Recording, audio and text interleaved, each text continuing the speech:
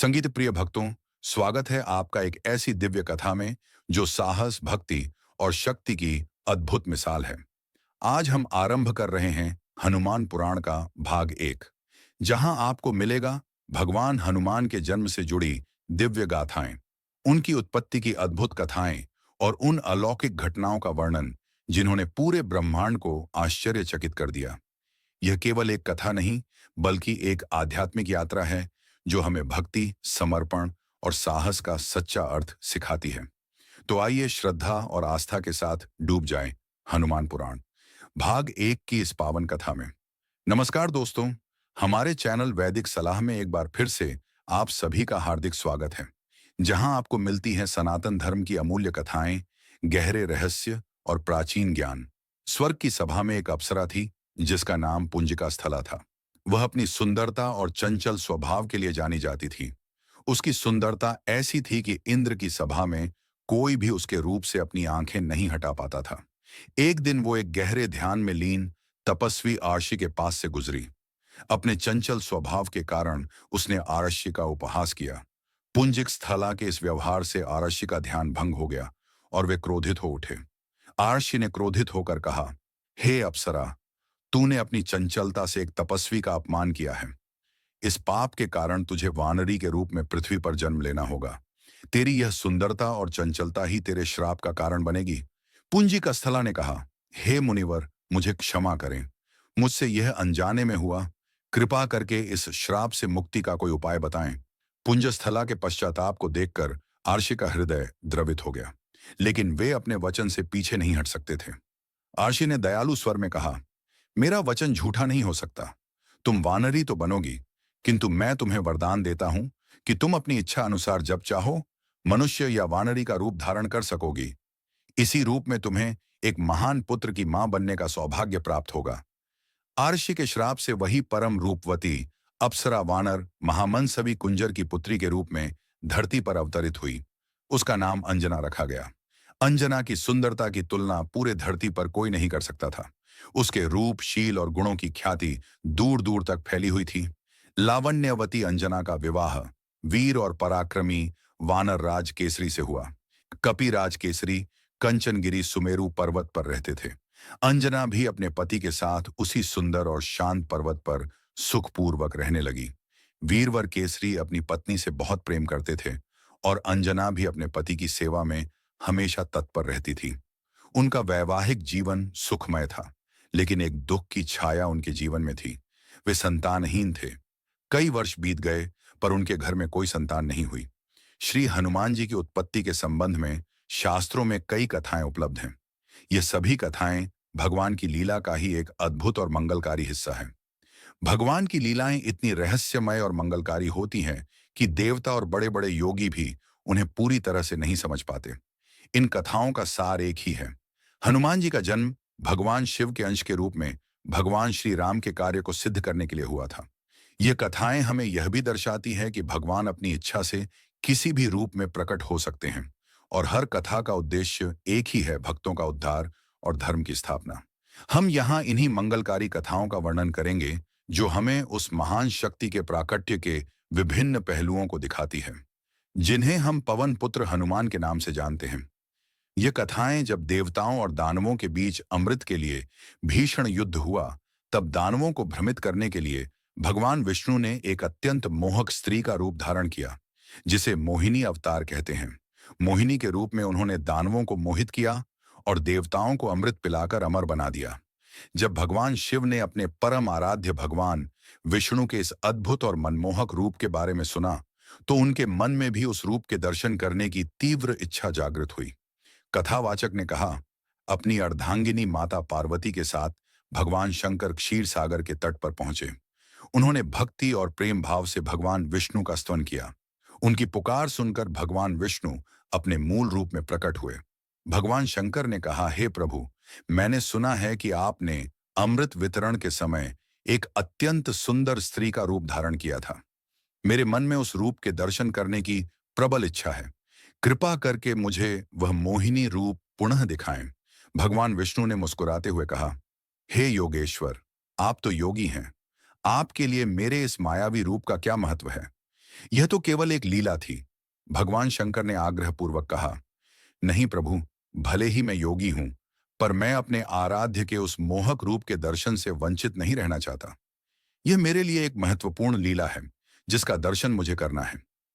भगवान शिव की इस अदम्य इच्छा को देखकर भगवान विष्णु ने मुस्कुराते हुए कहा, तथास्तु, ऐसा ही हो, और वे अंतर्धान हो गए। भगवान शिव अपने आराध्य के मोहिनी रूप के दर्शन के लिए आतुर होकर प्रतीक्षा करने लगे। वातावरण शांत और मनमोहक था। प्रकृति स्वयं अपनी सुंदरता बिखेर रही थी। तभी भोलेनाथ ने कुछ ही दूरी पर लताओं के बीच एक अत्यंत रूपवती स्त्री को देखा।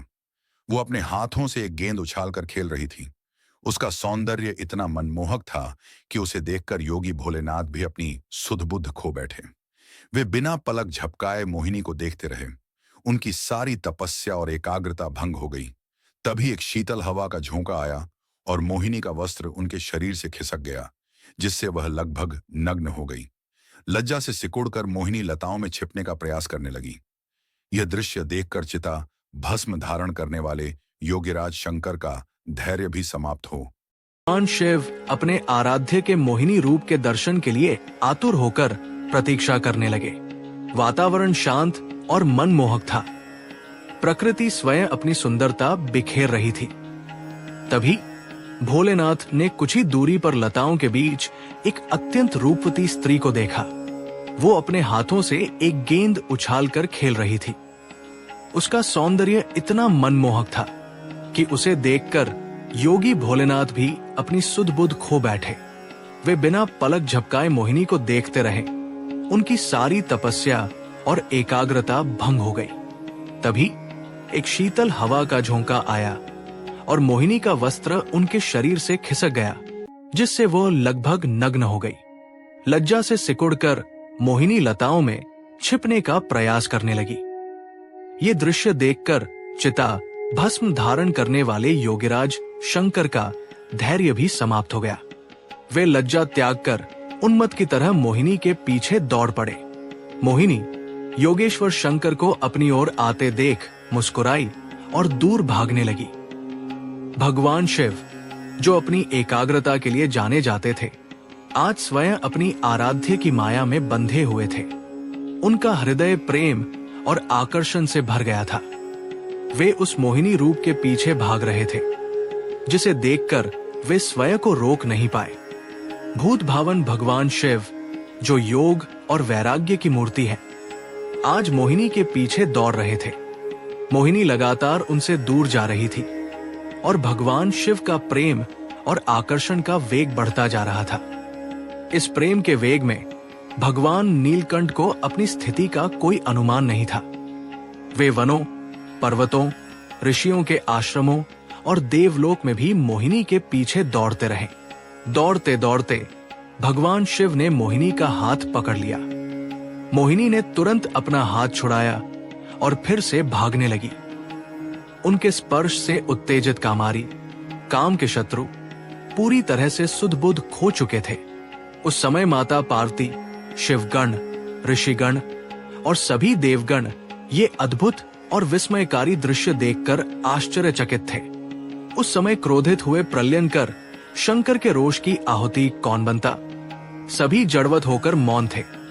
अंततः योगी राज का वेग शांत हुआ और उन्हें अपनी स्थिति का भान हुआ। उन्होंने हाथ जोड़कर और मस्तक झुकाकर कहा, प्रभु, आपकी माया अगम्य है और उसे पाना संभव नहीं। तभी उनके सामने वनमालाधारी चतुर्भुज प्रभु प्रकट हुए। उन्होंने महादेव की भक्ति और विश्वास की प्रशंसा की और अंतर्धान हो गए। भगवान शंकर का वो वीर्य व्यर्थ नहीं गया।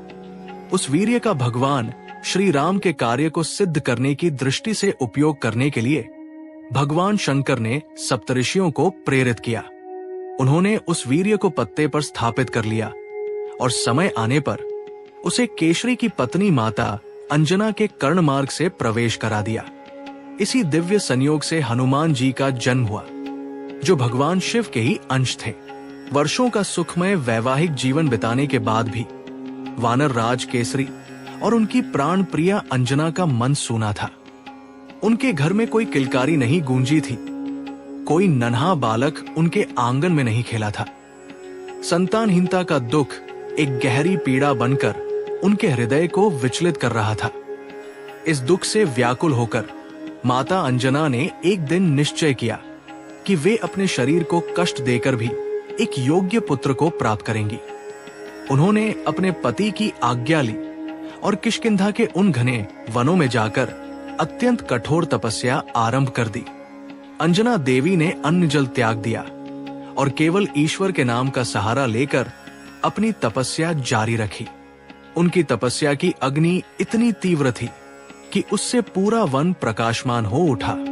उनकी तपस्या की कठोरता और निष्ठा देखकर सभी ऋषिमुनि और देवता भी आश्चर्यचकित थे। तभी एक महान तपस्वी महामुनि मतंग, जो अपनी दिव्य दृष्टि से सब कुछ देख रहे थे, उनके पास आए। मुनि मतंग ने शांत स्वर में कहा, हे अंजना देवी, तुम इतनी कठोर तपस्या क्यों कर रही हो? तुम्हारे चेहरे पर एक महान तपस्विनी का तेज है, पर साथ ही एक गहरी वेदना भी दिखाई देती है। माता अंजना ने विनम्रता और करुणा से भरे स्वर में कहा, हे मुनीश्वर, मेरा विवाह वानर केसरी से हुआ है और हम बहुत समय से एक दूसरे के साथ सुखपूर्वक रह रहे हैं, पर हमारा ये सुख अधूरा है। अब तक मुझे कोई संतान नहीं हुई है। मेरा हृदय इस कमी से बहुत व्याकुल है। मैंने किष्किंधा में कई व्रत उपवास किए, कई तीर्थों की यात्रा की, पर कोई फल नहीं मिला। अब फिर से मैंने पुत्र प्राप्ति के लिए ये कठोर तपस्या शुरू की है। आप तो सर्वज्ञ हैं, कृपा करके मुझे एक यशस्वी पुत्र प्राप्त करने का कोई उपाय बताएं, ताकि मेरे जीवन का ये खालीपन दूर हो सके। माता अंजना के दुख भरे शब्दों को सुनकर तपोधन महामुनि मतंग का हृदय करुणा से भर गया। उन्होंने अपनी दिव्य दृष्टि से भूत, भविष्य और वर्तमान का अवलोकन किया। वे समझ गए कि माता अंजना का भाग्य कितना महान है और उनके गर्भ से एक ऐसे पुत्र का जन्म होना है जो स्वयं भगवान शिव का अंश होगा और भविष्य में भगवान श्री राम की सेवा करेगा। मुनि मतंग ने शांत और गंभीर स्वर में कहा, हे देवी अंजना, तुम चिंता को त्याग दो। तुम्हारे भाग्य में एक ऐसा पुत्र लिखा है जिसके पराक्रम और कीर्ति से तीनों लोग गूंज उठेंगे। मैं तुम्हें उस तप का उपाय बताता हूं जो तुम्हें तुम्हारे मनोरथ की सिद्धि तक ले जाएगा। तुम वृषभांचल पर्वत पर जाओ, जो साक्षात भगवान वेंकटेश्वर का निवास स्थान है। वहां जाकर तुम श्रद्धा और भक्ति पूर्वक उनके चरणों में प्रणाम करना। मुनि मतंग ने आगे कहा, उस पर्वत के पास ही आकाश गंगा नामक एक अत्यंत पवित्र तीर्थ है। तुम उस तीर्थ में स्नान करना और उसका शुद्ध पावन जल ग्रहण करना। उसके बाद तुम एकाग्रचित्त होकर उसी तीर्थ के तट पर पवन देव की कठोर तपस्या करना। तुम्हारी निष्ठा और पवित्रता से प्रसन्न होकर पवन देव तुम्हें एक ऐसा वरदान देंगे जिससे तुम्हें एक पुत्र की प्राप्ति होगी। तुम्हारा वो पुत्र अपनी शक्ति, बुद्धि और पराक्रम से देवता, राक्षस और मनुष्यों को भी पराजित करने में सक्षम होगा। वो अस्त्र शस्त्रों से भी अभेद्य होगा और उसकी शक्ति अतुलनीय होगी। माता अंजना मुनि के इन शब्दों से आशा और प्रसन्नता से भर उठती है। वे अपने दुख को भूलकर मुनि के चरणों में प्रणाम करती है और तुरंत वृषभांचल की ओर प्रस्थान करने लगती है। कथावाचक ने कहा, महामुनि के शब्दों से माता अंजना के भीतर एक नई आशा का संचार हुआ। उनके मुख पर एक दिव्य तेज प्रकट हो गया। उन्होंने मुनि के चरणों में बार बार प्रणाम किया और कृतज्ञता पूर्वक आशीर्वाद लिया। फिर वे बिना कोई समय गवाए उस महान वरदान को पाने के लिए वृषभांचल की यात्रा पर निकल पड़ी। उनका मन अब दुख से नहीं बल्कि आने वाले अद्भुत भविष्य की कल्पना से आनंदित था। माता अंजना अत्यंत श्रद्धा, विश्वास और धैर्य के साथ तपस्या करती रही। उन्होंने जल और वायु पर ही जीवन यापन किया, अपने शरीर की कोई परवाह नहीं की। उनकी तपस्या की पवित्रता और कठोरता से तीनों लोक हिल उठे। चैत्र मास की पूर्णिमा तिथि को उनके कठोर तप से प्रसन्न होकर स्वयं वायुदेव प्रकट हुए।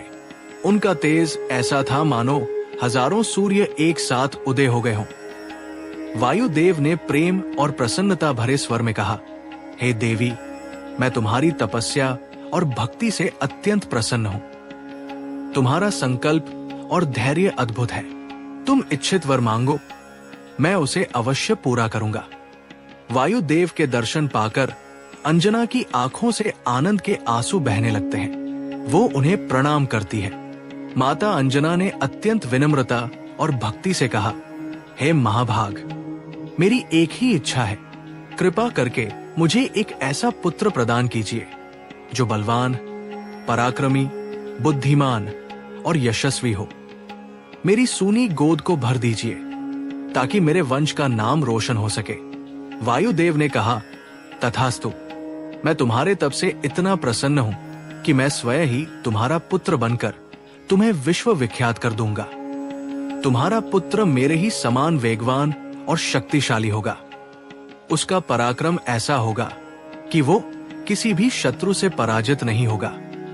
वायुदेव के इस अद्भुत वरदान से माता अंजना की प्रसन्नता की कोई सीमा न रही। ये समाचार पाकर वानर राज केसरी भी अत्यंत आनंदित हुए। उन्हें विश्वास हो गया कि अब उनके घर में एक ऐसे पुत्र का जन्म होने वाला है जिसकी कीर्ति युगों युगों तक अमर रहेगी। एक और कथा के अनुसार एक बार परम लावण्यवती माता अंजना ने स्वयं को सुंदर वस्त्रों और सुगंधित आभूषणों से सजाया। उनका सौंदर्य ऐसा था कि वे साक्षात एक देवी की प्रतिमा लग रही थी। वे एक पर्वत शिखर पर खड़ी होकर उस अद्भुत प्राकृतिक दृश्य का आनंद ले रही थी। शीतल, मंद हवा उनके मन को शांति दे रही थी। उसी समय उनके हृदय में एक तीव्र इच्छा जागी।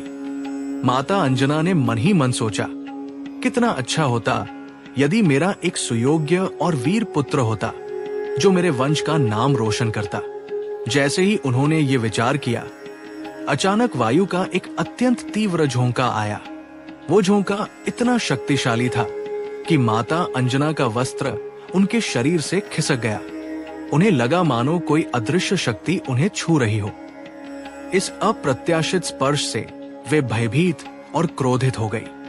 उन्होंने तुरंत अपने वस्त्र को संभाला और उस अज्ञात स्पर्श करने वाले को डांटते हुए कहा, कौन है जो मेरे पतिव्रत को नष्ट करने का दुस्साहस कर रहा है?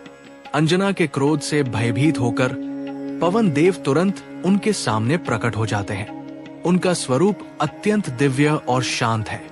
पवन देव ने कहा, हे कल्याणी, तुम्हें भयभीत होने की कोई आवश्यकता नहीं है। मैं तुम्हारे पतिव्रत को नष्ट नहीं कर रहा हूं। मेरा स्पर्श तो केवल एक वरदान था। मैंने अव्यक्त रूप से तुम्हारा आलिंगन करके अपने मानसिक संकल्प द्वारा तुम्हें एक पुत्र प्रदान किया है। पवन देव ने आगे कहा, तुम्हारा ये पुत्र बल, पराक्रम और बुद्धि से संपन्न होगा। वो महान धैर्यवान, महातेजस्वी और महाबली होगा। उसकी छलांग लगाने की शक्ति मेरे ही समान होगी और उसका वेग इतना तीव्र होगा कि उसे कोई रोक नहीं पाएगा। कथावाचक ने कहा, पवन देव के ये वचन सुनकर माता अंजना का क्रोध तुरंत शांत हो गया और उनका मन प्रसन्नता से भर उठा। उन्होंने पवन देव को क्षमा किया और अपने भविष्य के वीर पुत्र की कल्पना में खो गई। इसी घटना के बाद माता अंजना गर्भवती हुई और इस अद्भुत समाचार से वानर राज केसरी की प्रसन्नता की कोई सीमा न रही। अयोध्या के महान नरेश राजा दशरथ अपनी तीनों रानियों कौशल्या, कैकेयी और सुमित्रा के साथ अत्यंत सुखपूर्वक राज कर रहे थे। पर उनके जीवन में एक गहरा दुख था। उन्हें कोई संतान नहीं थी। अधिक आयु हो जाने पर भी जब संतान प्राप्ति की कोई आशा नहीं बची तो राजा का मन बहुत विचलित रहने लगा। कथावाचक ने कहा, अपने कुल के गुरु महर्षि वशिष्ठ जी की आज्ञा पर राजा दशरथ ने संतान प्राप्ति के लिए एक विशेष यज्ञ करने का निश्चय किया। इस यज्ञ को पुत्रेष्टि यज्ञ कहते हैं। उन्होंने अत्यंत श्रद्धा पूर्वक महर्षि व्यासरंग को इस यज्ञ का आचार्य नियुक्त किया। यज्ञ की विधियां आरंभ हुई और ऋषि ने भक्ति और नियमों के अनुसार अग्नि में आहुतियां देना शुरू किया। यज्ञ की अग्नि अत्यंत प्रज्वलित हो जाती है और उसमें से एक दिव्य पुरुष प्रकट होते हैं जिनके हाथ में खीर का एक पात्र है।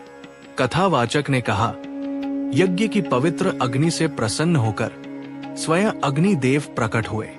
उनके हाथ में एक सुनहरा पात्र था जिसमें खीर पायस थी।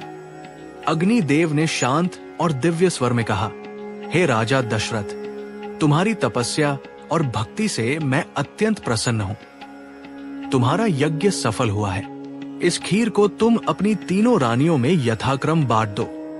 इस खीर के प्रभाव से तुम्हें ऐसे पुत्र प्राप्त होंगे जो तुम्हारे कुल की कीर्ति को अनंत काल तक बढ़ाएंगे। अग्निदेव इतना कहकर अंतर्धान हो जाते हैं। राजा दशरथ कृतज्ञता से भरकर उस खीर का पात्र ग्रहण करते हैं। अग्निदेव के अंतर्धान होने के बाद राजा दशरथ ने उस दिव्य खीर को अपनी रानियों में बांटना शुरू किया। उन्होंने खीर का सबसे बड़ा भाग अपनी ज्येष्ठ रानी महारानी कौशल्या को दिया। फिर शेष आधे के 2 भाग करके एक भाग उन्होंने अपनी दूसरी रानी कैकेयी को दिया। अंत में बचे हुए भाग को राजा ने माता कौशल्या और माता कैकेयी के हाथों पर रखकर उन दोनों की अनुमति से अपनी सबसे छोटी रानी सुमित्रा को दे दिया। माता कैकेयी हाथ में खीर लिए कुछ सोच रही थी कि अचानक आकाश से एक चील झपट कर आई और अपनी चोंच में खीर को ले गई। वो तुरंत आकाश में उड़ गई। तब माता कैकेयी व्याकुल हो गई। महाराज दशरथ की प्रेरणा से माता कौशल्या और माता सुमित्रा ने अपनी खीर का थोड़ा थोड़ा भाग माता कैकेयी को दे दिया। तीनों रानियां गर्भवती हुई। महारानी कौशल्या से भगवान श्री राम, माता कैकेयी से भगवान भरत और माता सुमित्रा से भगवान लक्ष्मण और भगवान शत्रुघ्न प्रकट हुए। कपिराज केसरी अपनी सुंदर पत्नी अंजना के साथ सुमेरु पर्वत पर रहते थे। माता अंजना ने पुत्र प्राप्ति के लिए 7 सहस्त्र वर्षों तक भगवान शंकर की उपासना की। प्रसन्न होकर भगवान आशुतोष ने माता अंजना से वर मांगने के लिए कहा। माता अंजना ने विनय पूर्वक याचना की, करुणामयी शंभु, मैं समस्त सद्गुणों से संपन्न योग्यतम पुत्र चाहती हूँ। प्रसन्न होकर भगवान भोलेनाथ ने कहा, 11 रुद्रों में से मेरा अंश 11वां रुद्र ही तुम्हारे पुत्र के रूप में प्रकट होगा। उन्होंने आगे कहा, तुम एक मंत्र का जाप करो, पवन देवता तुम्हें प्रसाद देंगे। इस पवन देव के प्रसाद से ही तुम्हें सर्वगुण संपन्न पुत्र की प्राप्ति होगी। पार्वती के ईश्वर अंतर्धान हो गए और माता अंजना अंजलि फैलाए शिव द्वारा दिए गए मंत्र का जप करने लगी। उसी समय क्रोधित चील कैकेयी के भाग्य का खीर लिए आकाश में उड़ रही थी। अचानक एक तेज हवा का झोंका आया और चील का अंग सिकुड़ने लगा। खीर उसके चोंच से गिर गई। पवन देव पहले से ही तैयार थे। उन्होंने वो खीर माता अंजना की अंजलि में डाल दिया। भगवान शंकर पहले ही बता चुके थे, इसलिए माता अंजना ने तुरंत पवन के प्रसाद रूपी खीर को अत्यंत आदरपूर्वक ग्रहण कर लिया और वे गर्भवती हो गई। वो शुभ घड़ी आ ही गई थी। चैत्र शुक्ल पूर्णिमा, मंगलवार की वो पवित्र वेला जब भगवान शिव का 11वां रुद्रावतार धरती पर प्रकट होने वाला था।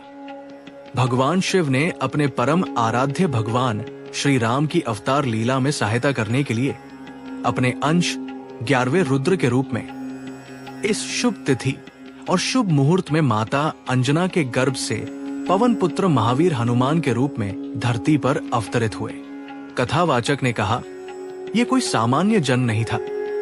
ये एक ऐसा क्षण था जब धरती पर एक ऐसे अद्वितीय योद्धा और भक्त का जन्म हुआ जिसकी भक्ति, बल और बुद्धि का कोई सानी नहीं था। उनका अवतरण न केवल अंजना और केसरी के लिए बल्कि संपूर्ण ब्रह्मांड के लिए एक महान घटना थी। उनके जन्म के साथ ही रामकाज को सिद्ध करने के लिए एक परम शक्तिशाली सहायक का प्राकट्य हुआ। हालांकि कुछ भक्त उनका प्राकट्य चैत्र शुक्ल एकादशी को मघा नक्षत्र में, कुछ कार्तिक कृष्ण चतुर्दशी को और कुछ कार्तिक की पूर्णिमा को मानते हैं, पर भावुक भक्तों के लिए अपने आराध्य की सभी पुण्यमी तिथियां श्रेष्ठ हैं। मुख्य बात यह है कि भगवान शिव ने स्वयं अपनी इच्छा से श्री राम के कार्य को सफल बनाने के लिए अंजना के पुत्र के रूप में धरती पर जन्म लिया। बोलिए सियावर रामचंद्र की जय, पवन सुत हनुमान की जय। जय सियाराम, जय जय सियाराम। भगवान शिव के 11वें रुद्रावतार के धरती पर कदम रखने के समय प्रकृति पूरी तरह से रमणीय हो गई थी। दिशाएं प्रसन्न थी, सूर्य देव की किरणें सुगंधित और शीतल थी। नदियों में स्वच्छ जल बहने लगा था और पक्षी उत्सुक नेत्रों से अंजना के पुत्र के आगमन की प्रतीक्षा कर रहे थे। झरने प्रसन्नता से उछलते हुए गतिशील थे। वनों और वाटिकाओं में विविध रंगों के मनोहर पुष्प खिल उठे थे, जिन पर भंवरे गुंजार कर रहे थे। मंद हवा धीरे धीरे चल रही थी। भगवान शंकर माता अंजना के पुत्र के रूप में प्रकट हुए और प्राकट्य काल में ही हनुमान जी का सौंदर्य अतुलनीय और अवर्णनीय था। उनकी शारीरिक कांति पिंगल वर्ण की थी। उनके रोम और नेत्र भी पिंगल वर्ण के थे। हनुमान जी बिजली की चमक जैसे अतुलनीय स्वर्ण निर्मित मनोहर कुंडल धारण किए हुए ही माता अंजना के गर्भ से अवतरित हुए। उनके मस्तक पर मणि जटित टोपी शोभा दे रही थी और उन्होंने कौपीन और काश का वस्त्र पहना था। उनके चौड़े वक्ष पर यज्ञोपवीत शोभा दे रहा था। हाथ में वज्र था और कमर पर मूंज की मेखला सुशोभित थी। अपने पुत्र का अलौकिक रूप सौंदर्य देखते ही माता अंजना आनंद से भर गई। भाग्यवती धरती पर हनुमान जी के कदम रखते ही माता अंजना और कपिराज केसरी के आनंद की कोई सीमा नहीं रही। हर और हर्ष और उल्लास की लहरें दौड़ पड़ी। देवगण, ऋषिगण, कपिगण, पर्वत, झरने, नदियां, समुद्र, पशु पक्षी और जड़ चेतन सभी पुलकित हो उठे। हर तरफ हर्ष और आनंद का साम्राज्य व्याप्त हो गया था। माता अंजना अपने प्यारे पुत्र हनुमान जी का लालन पालन बड़े मनोयोग से करती थी। कपिराज केसरी भी उन्हें बहुत प्यार करते थे। जब हनुमान जी खुशी से किलकारी मारते तो माता अंजना और केसरी आनंद से मग्न हो जाते। भगवान हनुमान की बाल क्रीड़ाएं बहुत आकर्षक और अद्भुत थी। एक बार कपिराज केसरी कहीं बाहर गए हुए थे और माता अंजना भी बालक को पालने में लिटाकर जंगल में फल लेने चली गई। बालक हनुमान जी को भूख लगी। माता की अनुपस्थिति में वे हाथ पैर उछाल उछाल कर रोने लगे। अचानक उनकी दृष्टि पूर्व दिशा के क्षितिज पर गई। सूर्य उदय हो रहा था। उन्होंने सूर्य के लाल बिंब को एक लाल फल समझा। तेज और पराक्रम के लिए अवस्था की आवश्यकता नहीं होती। हनुमान जी के रूप में तो माता अंजना की गोद में प्रत्यक्ष प्रलयकारी शंकर 11वें रुद्र क्रीड़ा कर रहे थे। वायुदेव ने पहले ही उन्हें उड़ने की शक्ति प्रदान कर दी थी। हनुमान जी उछले और वायु वेग से आकाश में उड़ने लगे। हनुमान जी को इस प्रकार तेज गति से उड़ते देखकर देवता, दानव और सभी लोग आश्चर्यचकित होकर कहने लगे कि वायुपुत्र के वेग के समान वेग तो स्वयं वायु, गरुड़ और मन में भी नहीं होता।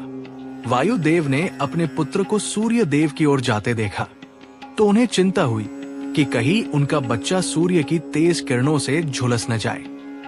इस कारण वे बर्फ के समान शीतल होकर उनके साथ चलने लगे।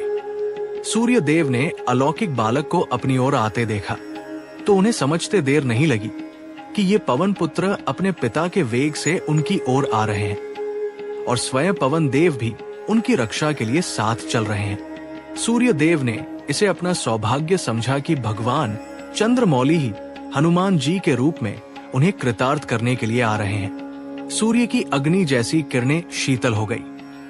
हनुमान जी सूर्य के रथ पर पहुंचकर उनके साथ खेलने लगे। संयोग से उस दिन अमावस्या की तिथि थी। अमावस्या के दिन राहु सूर्य को ग्रसने आता है। ये उसका नियत कर्म है। राहु अपने नियत कर्म के अनुसार सूर्य देव को ग्रसने के लिए आया।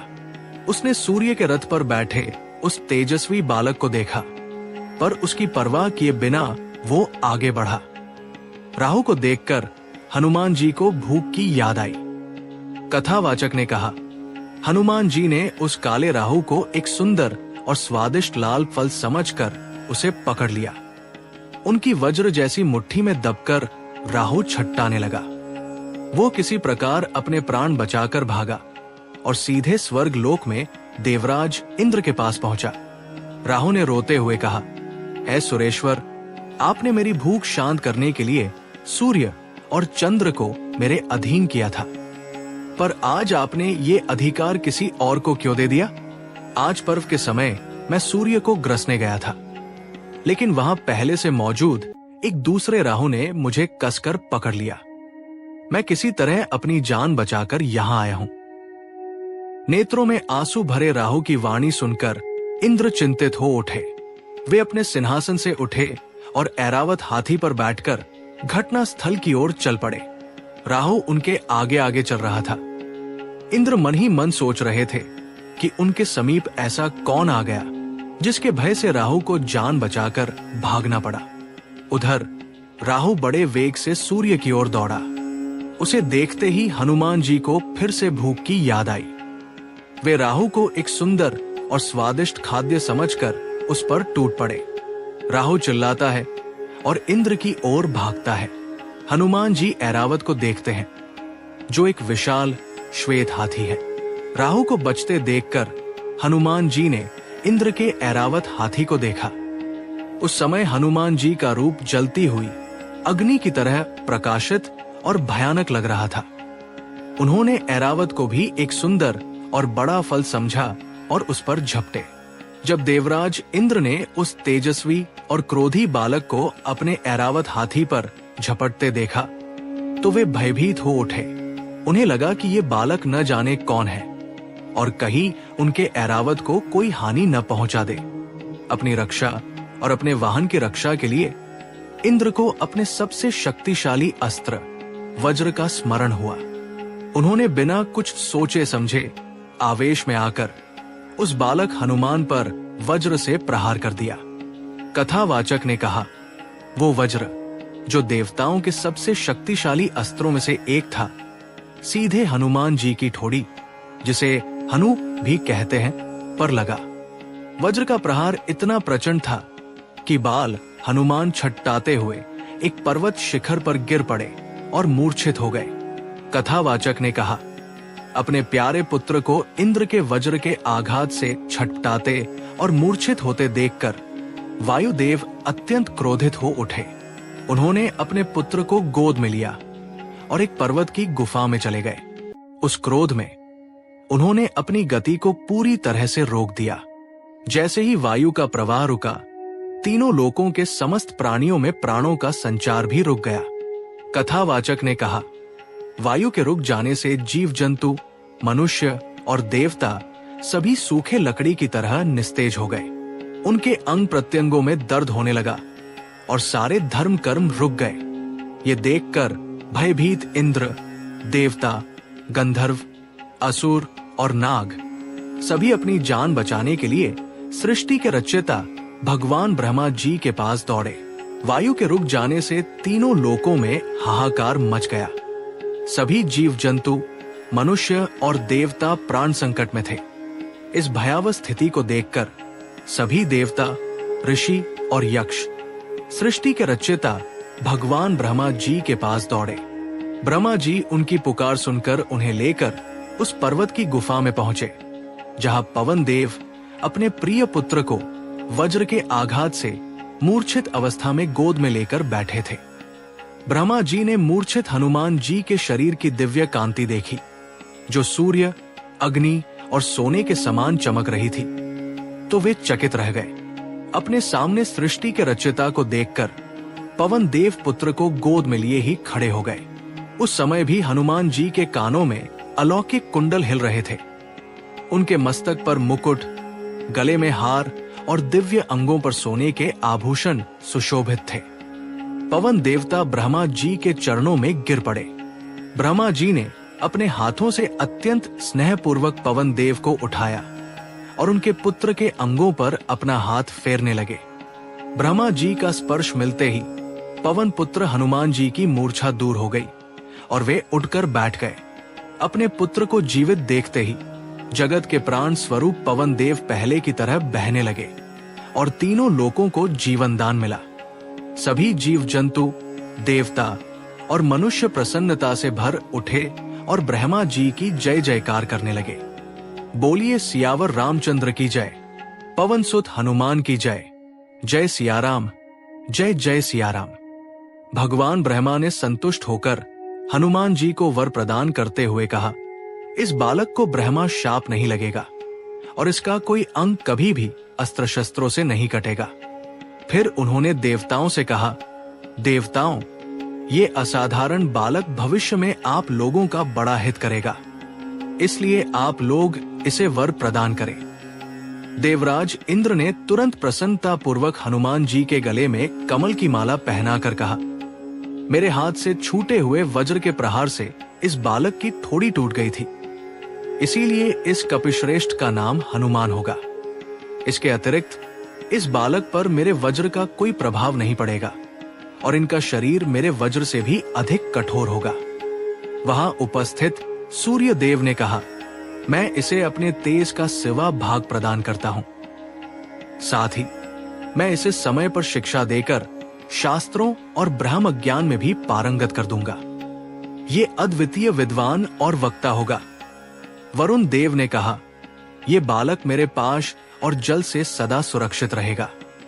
यमदेव बोले, ये निरोग और मेरे दंड से सदा अभेद्य रहेगा। पिंगल वर्ण के यक्षराज कुबेर ने कहा, युद्ध में इसे कभी विषाद नहीं होगा। ये मेरी गदा से सुरक्षित रहेगा और मेरे यक्षों से भी कभी पराजित नहीं होगा। भगवान शंकर ने वर प्रदान किया, ये मुझसे और मेरे आयुधों से सदा अभेद्य रहेगा। भगवान विश्वकर्मा बोले, ये बालक मेरे द्वारा निर्मित सभी दिव्य अस्त्रों और शस्त्रों से सदा सुरक्षित रहकर दीर्घायु होगा। इस प्रकार देवताओं के अमूल्य वरदान दे देने पर ब्रह्मा जी ने अत्यंत प्रसन्न होकर कहा, ये दीर्घायु महात्मा तथा सभी प्रकार के ब्राह्मण दंडों से अभेद्य होगा। प्रसन्न ब्रह्मा जी ने पवन देव से कहा, मारुति, तुम्हारा ये पुत्र शत्रुओं के लिए भयंकर और मित्रों के लिए अभय दान देने वाला होगा। इसे युद्ध में कोई पराजित नहीं कर सकेगा। ये इच्छानुसार रूप धारण कर जहां चाहे वहां जा सकेगा। इसकी गति अप्रतिहत होगी। ये अत्यंत यशस्वी होगा और अत्यंत अद्भुत एवं रोमांचकारी कार्य करेगा। इस प्रकार वर प्रदान कर ब्रह्मा आदि देवगण और ऋषिगण अपने अपने स्थान के लिए प्रस्थान कर गए। बोलिए सियावर रामचंद्र की जय, पवन सुत हनुमान की जय, जय सियाराम, जय जय सियाराम। देवताओं द्वारा दिए गए वरदानों से संपन्न होने के कारण हनुमान जी बड़े ही चंचल और नटखट थे। एक तो वे प्रलयकारी भगवान शंकर के अवतार थे, दूसरे कपि बालक और ऊपर से देवताओं द्वारा दिए गए अमूल्य वरदान। उनकी चंचलता से माता पिता प्रसन्न होते थे। सिंह की पूंछ पकड़कर उसे चारों ओर घुमाना और हाथी को पकड़कर उसकी शक्ति का अनुमान लगाना तो उनकी नित्य क्रिया थी। वे विशाल वृक्षों को जड़ सहित हिला देते थे। कोई पर्वत शिखर ऐसा नहीं था जहां वे छलांग लगाकर न पहुंचे। पूरा अगम्य वन और पर्वत उनके लिए देखे भाले थे। जंगल के प्राणी उनसे प्राय घबराते थे, लेकिन अंदर से उन्हें प्यार भी करते थे। वे सभी प्राणियों के मित्र और रक्षक थे। कोई सबल किसी दुर्बल को कष्ट दे, ये हनुमान जी को सहन नहीं होता था। वे एक पेड़ की चोटी से दूसरे पेड़ की चोटी पर कूदते हुए योजन भर दूर निकल जाते थे। यदि उनके भार से किसी पेड़ की डाली टूटने की आशंका होती तो वे हल्के हो जाते थे। वरदान और अपनी शक्ति से संपन्न हनुमान जी अक्सर तपस्वी ऋषियों के आश्रमों में चले जाते थे और वहां कुछ न कुछ ऐसी चंचलता कर बैठते जिससे ऋषियों को कष्ट होता था। वे एक ऋषि का आसन दूसरे ऋषि के पास रख देते थे।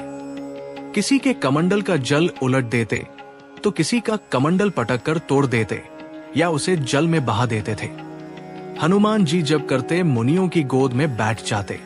अहिंसक मुनि ध्यानस्थ होकर जप करते रहते, किंतु ये वानर शिरोमणि मुनि की दाढ़ी नोचकर भाग जाते थे। किसी की कौपीन तो किसी के पाठ की पोथी या धातु को उठाकर फेंक देते थे। ये महाबली पवन कुमार महात्माओं के यज्ञ के पात्रों को भी नष्ट कर देते थे। ब्रह्मा आदि देवताओं द्वारा दिए गए वरदान से परिचित होने के कारण ऋषिगण विवश होकर चुप रह जाते थे, पर उन्हें बड़ा कष्ट होता था। धीरे धीरे हनुमान जी की आयु अध्ययन के योग्य हो गई, फिर भी उनकी चंचलता बनी रही। माता पिता भी बड़े चिंतित थे। उन्होंने अपने प्यारे लाल को अनेक प्रकार से समझाया और कई प्रकार के प्रयत्न किए, किंतु हनुमान जी की चंचलता में कोई कमी नहीं आई। अंतः माता अंजना और वानर राज केसरी ऋषियों के पास पहुंचे। उन्होंने ऋषियों से विनम्रता पूर्वक निवेदन किया, तपोधनो, हमें ये बालक बहुत दिनों के बाद कठोर तप के प्रभाव से प्राप्त हुआ है। आप लोग इस पर कृपा करें और ऐसी कृपा करें जिससे ये विद्या प्राप्त कर ले। आपकी करुणा से ही इसके स्वभाव में परिवर्तन संभव है। आप दीनहीन हम पर दया करें। देवताओं द्वारा दिए गए वरदानों से संपन्न होने के कारण हनुमान जी बड़े ही चंचल और नटखट थे। वे प्रलयकारी भगवान शंकर के अवतार थे, फिर भी अपनी बाल सुलभ शरारतों से बाज नहीं आते थे। उनकी इस असीमित शक्ति और चंचलता से ऋषिगण बहुत परेशान थे। वे अक्सर ऋषियों के आश्रमों में चले जाते थे और वहां कुछ न कुछ ऐसी चंचलता कर बैठते जिससे तपस्वियों को कष्ट होता था। वे एक ऋषि का आसन दूसरे ऋषि के पास रख देते, किसी के कमंडल का जल उलट देते तो किसी का कमंडल पटक कर तोड़ देते थे। वे जब करते मुनियों की गोद में बैठ जाते और उनकी दाढ़ी नोचकर भाग जाते थे। इन सभी शरारतों के कारण ऋषियों की तपस्या में बाधा पड़ती थी। ब्रह्मा आदि देवताओं द्वारा दिए गए वरदानों से परिचित होने के कारण ऋषिगण विवश होकर चुप रह जाते थे, पर उन्हें बड़ा कष्ट होता था। धीरे धीरे हनुमान जी की आयु अध्ययन के योग्य हो गई, फिर भी उनकी चंचलता बनी रही। माता पिता भी बड़े चिंतित थे और उन्होंने ऋषियों से विनम्रता पूर्वक निवेदन किया, तपोधनो, हमें ये बालक बहुत दिनों के बाद प्राप्त हुआ है। आप लोग इस पर कृपा करें और ऐसी कृपा करें जिससे ये विद्या प्राप्त कर ले। ऋषियों ने गहन विचार किया। वे जानते थे कि ये बालक देवताओं का हित करने वाला है और भगवान श्री राम का अनन्य भक्त बनेगा, लेकिन अहंकार भक्तों के लिए उचित नहीं है। दीन भाव से ही प्रभु का कार्य हो सकेगा। इसलिए भृगु और अंगिरा ऋषि के वंश में उत्पन्न ऋषियों ने हनुमान जी को शाप दे दिया। ऋषियों ने कठोर पर कल्याणकारी स्वर में कहा, हे वानर बालक, तुम जिस बल का आश्रय लेकर हमेशा चंचल रहते हो, आज से तुम हमारे शाप के कारण उस बल को दीर्घ काल तक भूले रहोगे। तुम्हें अपनी शक्ति का कोई आभास नहीं होगा। जब तक कि कोई तुम्हें तुम्हारी कीर्ति का स्मरण नहीं कराएगा, तभी तुम्हारा बल वापस आएगा। तपस्वी मुनियों के इस प्रकार शाप देने से पवन कुमार का तेज और रोष कम हो गया और वे अत्यंत सौम्य स्वभाव के हो गए। अब वे अन्य वानर किशोरों की तरह आश्रमों में शांत भाव से विचरण करने लगे। उनके मधुर व्यवहार से ऋषि मुनि भी प्रसन्न रहने लगे। बोलिए सियावर रामचंद्र की जय, पवन सुत हनुमान की जय। जय सियाराम, जय जय सियाराम। बालक पर सर्वाधिक प्रभाव माता की शिक्षा का पड़ता है। माता का जीवन और शिक्षा का आदर्श माताएं अपने पुत्र को श्रेष्ठ और आदर्श बना देती है। पुराणों और इतिहासों में ऐसे उदाहरण भरे पड़े हैं। हनुमान जी की माता अंजना देवी परम सदाचारिणी, तपस्विनी और सद्गुणों से संपन्न एक आदर्श माता थी। उन्होंने अपने पुत्र को प्राप्त करने के लिए जितनी तत्परता से कठोर तपस्या की थी, उसी तत्परता से वे अपने प्यारे बालक के जीवन का निर्माण करने के लिए सजग और सावधान रहती थी। वे हनुमान जी के वीरतापूर्ण कार्य देखकर मन ही मन प्रसन्न होती और उन्हें प्रोत्साहन देती थी। पूजा के बाद और रात को सोने से पहले वे अपने प्राणों से भी प्यारे पुत्र को पुराणों की कथाएं सुनाया करती थी। वे आदर्श पुरुषों के चरित्र बार बार सुनाती और अपने पुत्र का ध्यान उनकी ओर आकर्षित करती रहती थी। वे जो महापुरुषों के चरित्र सुनाती, उन्हें वे बार बार अपने पुत्र से भी पूछती थी कि उनके लाल को उससे क्या सीखना था। सर्वज्ञ और सर्वांतर्यामी शिव से कुछ भी छिपा नहीं था। फिर भी लीला में हनुमान जी कभी कभी अनजान बनकर ठीक उत्तर नहीं देते थे, तो माता उन्हें फिर से सुनाकर याद करवा देती थी।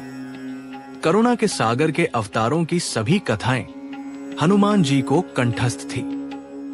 उन सुनी हुई कथाओं को वे अपने हमुम्र वानर किशोरों को अत्यंत प्रेम और उत्साह से सुनाया करते थे। बोलिए सियावर रामचंद्र की जय, पवन सुत हनुमान की जय, जय सियाराम, जय जय सियाराम। माता अंजना जब भगवान श्री राम के अवतार की कथा शुरू करती, तब बालक हनुमान का सारा ध्यान कथा में ही केंद्रित हो जाता था। निद्रा उनके पास भी नहीं फटकती थी। जब माता को झपकी आती तो हनुमान जी उन्हें झकझोर कर कहते, मां, आगे कहो, फिर क्या हुआ? माता फिर कहने लगती। श्री राम कथा के श्रवण से हनुमान जी की तृप्ति नहीं होती थी। वे माता से बार बार श्री राम कथा ही सुनाने का आग्रह करते थे। माता अंजना उल्लासपूर्वक कथा सुनाती और हनुमान जी उस कथा को सुनकर भाव विभोर हो जाते थे। उनकी आंखों में आंसू भर आते और अंग फड़कने लगते थे। वे सोचते, यदि मैं भी वही हनुमान होता। कथा सुनाते सुनाते माता अंजना कहती, पुत्र, तू भी वैसा ही हनुमान बनेगा। हाँ मां, अवश्य मैं वही हनुमान बनूंगा। हनुमान जी उत्तर देते, पर श्री राम और रावण कहाँ है? यदि रावण ने माता सीता की ओर दृष्टिपात किया तो मैं उसे पीस कर रख दूंगा। माता अंजना कहती, पुत्र, तू वही हनुमान हो जा अभी लंका में एक रावण राज करता है और अयोध्या नरेश दशरथ के पुत्र के रूप में भगवान श्री राम का अवतार भी हो चुका है। तू जल्दी ही बड़ा हो जा, श्री राम की सहायता करने के लिए बल और पुरुषार्थ की आवश्यकता है, तो यथाशीघ्र बलवान और पराक्रमी हो जा। माता, मुझ में शक्ति की कमी कहाँ है? हनुमान जी रात में शैया से कूद पड़ते और अपना भुजदंड दिखाकर मां के सामने अपनी अमित शक्ति का प्रमाण देते। माता अंजना हंसने लगती और फिर अपने प्यारे बालक हनुमान जी को गोद में लेकर थपकी देती तथा मधुर स्वर से प्रभु के गुणगान सुनाती हुई सुलाने लगती। हनुमान जी माता अंजना के वक्ष में चिपककर सुखपूर्वक सो जाते थे। सहज अनुराग से हनुमान जी बार बार श्री राम कथा सुनते थे। बार बार श्री राम कथा सुनने से और भगवान श्री राम का स्मरण और चिंतन करने से उनका श्री राम के प्रति प्रेम और गहरा होता गया। धीरे धीरे उनका अधिकांश समय श्री राम के ध्यान और स्मरण में ही व्यतीत होने लगा। वे कभी जंगल में, कभी पर्वत की गुफा में, कभी नदी के तट पर और कभी सघन कुंजों में ध्यानस्थ होकर बैठ जाते थे। उनके नेत्रों से प्रेमाश्रु बहता रहता था। ध्यान की तन्मयता के कारण उन्हें भूख और प्यास का भी ध्यान नहीं रहता था। माता अंजना दोपहर और शाम को अपने प्यारे पुत्र हनुमान जी को ढूंढने निकलती थी। वे जानती थी कि उनका पुत्र कहाँ होगा। वन, पर्वत, नदी, तालाब और जंगल में घूम घूम कर हनुमान जी को ढूंढ कर लाती थी। तब कहीं माता के आग्रह से उनके मुख में भोजन जाता था। ये क्रम प्रतिदिन चलता रहता था। हनुमान जी अपने आराध्य के प्रेम में इतने तल्लीन रहने लगे कि उन्हें अपने शरीर की भी सुध कम रहती थी। उनके मुख से केवल राम राम राम राम का ही जप होता रहता था। बोलिए सियावर रामचंद्र की जय, पवन सुत हनुमान की जय, जय सियाराम, जय जय सियाराम। सूर्य देव से शिक्षा प्राप्ति के लिए माता अंजना अपने पुत्र की मानसिक स्थिति देखकर कभी कभी उदास हो जाती थी और वानर राज केसरी भी प्राय चिंतित रहते थे। हनुमान जी की आयु भी विद्याध्ययन के योग्य हो गई थी। माता पिता ने सोचा कि अब इन्हें गुरु के पास विद्या प्राप्त करने के लिए भेजना चाहिए। शायद इसी से इनके मन की दिशा में परिवर्तन हो जाए। हालांकि वे अपने ज्ञान मूर्ति पुत्र की विद्या, बुद्धि और बलपौरुष तथा ब्रह्मा आदि देवताओं द्वारा दिए गए अमूल्य वरदान से पूरी तरह परिचित थे। फिर भी वे ये भी जानते थे कि सामान्य लोग महापुरुषों का अनुकरण करते हैं। समाज में अव्यवस्था उत्पन्न न हो, इस कारण महापुरुष स्वतंत्र विचरण नहीं करते। वे सदा शास्त्रों की मर्यादा का ध्यान रखते हुए नियमों के अनुसार व्यवहार करते हैं।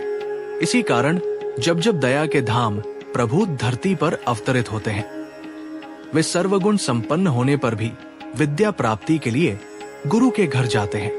वहां वे गुरु की पूरी सेवा करके अत्यंत श्रद्धा पूर्वक उनसे विद्या ग्रहण करते हैं। सच तो यह है कि गुरु की सेवा से संतुष्ट करके अत्यंत श्रद्धा और भक्ति पूर्वक प्राप्त की हुई विद्या ही फलवती होती है।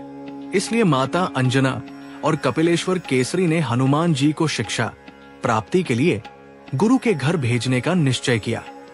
माता पिता ने अत्यंत उल्लास पूर्वक हनुमान जी का उपनयन संस्कार कराया, जो विद्या अध्ययन के लिए एक महत्वपूर्ण संस्कार था। इसके बाद उन्होंने हनुमान जी को विद्या प्राप्त करने के लिए किसी आदर्श गुरु के चरणों में जाने की आज्ञा दी। लेकिन प्रश्न ये था कि किस सर्वगुण संपन्न और योग्य गुरु के पास जाया जाए। माता अंजना ने अत्यंत स्नेह और विश्वास से भरे स्वर में कहा, पुत्र, सभी शास्त्रों के ज्ञाता और समस्त लोकों के साक्षी भगवान सूर्य देव हैं। वे तुम्हें समय पर वेद का अध्ययन कराने का आश्वासन भी दे चुके हैं। इसलिए तुम उन्हीं के पास जाकर श्रद्धा भक्ति पूर्वक शिक्षा ग्रहण करो। हनुमान जी कुछ देर के लिए रुकते हैं, मानो उन्हें सूर्य देव तक की दूरी का अनुमान हो। माता अंजना उनकी इस भाव भंगिमा को देखकर मुस्कुराती है। माता अंजना ने कहा, अरे पुत्र, तेरे लिए सूर्य देव कितनी दूर है? तेरी शक्ति की कोई सीमा नहीं है। ये तो वही सूर्य देव है जिन्हें तू अरुण फल समझकर बचपन में उछलकर निगलने चला गया था। तू तो सूर्य देव के साथ खेल चुका है। तेरे भय से राहु प्राण लेकर इंद्र के पास भाग गया था और तेरे भय से इंद्र भी सहम गए थे। ऐसा कोई कार्य नहीं है जो तू न कर सके। तेरे लिए कुछ भी असंभव नहीं है। तू जा और भगवान सविता से सभी ज्ञान प्राप्त कर। तेरा कल्याण निश्चित है। माता पिता के इन शब्दों और आशीर्वाद से हनुमान जी में एक नया आत्मविश्वास आ जाता है। अपनी माता पिता की आज्ञा और आशीर्वाद पाकर हनुमान जी ने बिना एक पल भी सोचे आकाश में एक तीव्र छलांग लगाई और सीधे भगवान सूर्य के रथ के पास पहुंचे। उन्होंने सूर्य देव को प्रणाम किया और अत्यंत नम्र वाणी में अपनी इच्छा प्रकट की। हनुमान जी ने अत्यंत विनम्रता से कहा, हे प्रभु, मेरा यज्ञोपवीत संस्कार हो चुका है और मेरी माता ने मुझे सभी शास्त्रों का ज्ञान प्राप्त करने के लिए आपके चरणों में भेजा है। आप तीनों लोकों के साक्षी और समस्त ज्ञान के भंडार हैं। आप कृपा करके मुझे ज्ञान प्रदान करें और मुझे अपना शिष्य स्वीकार करें। सूर्य देव हनुमान जी की विनम्रता और तेज को देखकर मुस्कुराते हैं, लेकिन एक समस्या बताते हैं। सूर्य देव ने कहा, पुत्र, तुम्हारी भक्ति और ज्ञान की प्यास देखकर मैं प्रसन्न हूं, लेकिन मेरी स्थिति बड़ी विचित्र है। मुझे दिन रात अपने रथ पर सवार होकर ब्रह्मांड का चक्कर लगाना पड़ता है। मैं एक पल के लिए भी रुक नहीं सकता और न ही रथ से उतरना मेरे लिए संभव है। ऐसी दशा में मैं तुम्हें शास्त्रों का अध्ययन कैसे कराऊं?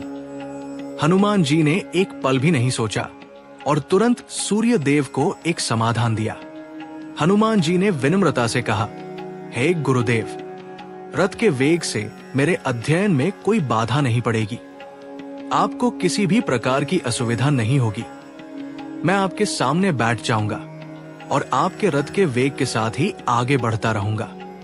आप मुझे केवल ज्ञान प्रदान करते रहें। हनुमान जी की इस अद्भुत युक्ति और दृढ़ निश्चय को देखकर सूर्य देव अत्यंत प्रसन्न हो गए।